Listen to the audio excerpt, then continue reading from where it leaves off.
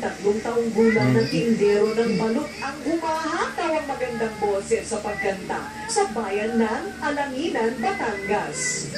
Napansin ko po may batang kumakanta sa gilid ng dinadaan akong kalisyo.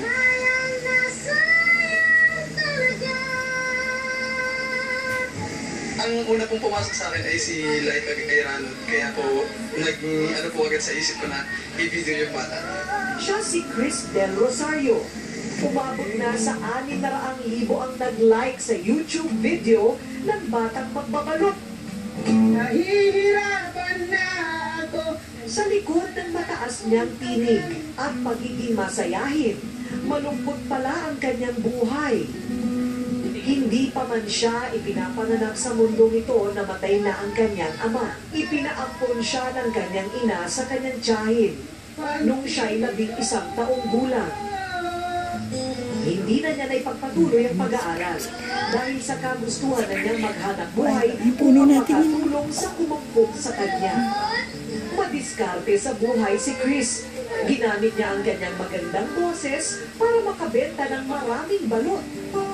So po, ang binibili po may mga limang malagyan. Tapos nagbibigay ko po ng tip. So po yung nakita po sa kanila. At ngayong trending na ang kanyang video, naku po, mas dumami panalo ang kanyang mga parokyano. Kamakailan lang, inimbitahan siya ng nakilalang kompositor para maranasan niyang mag-record ng kanta sa studio. May star quality siya. As a music producer, makikita mo kasi kung ang singer talaga ay may inborn talent.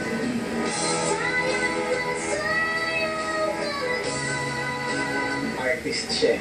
So, I believe kung ma-develop siya to sa fullest potential niya.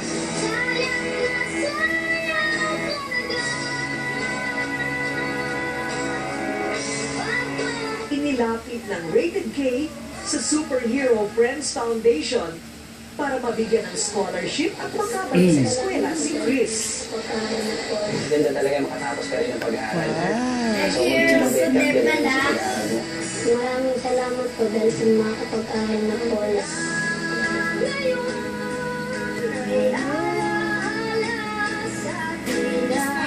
Sa tuwing kakantahin niya ang paboritong kanta, naalala niya ang panghihinayang sa maagang pagpanaw ng kanyang ama.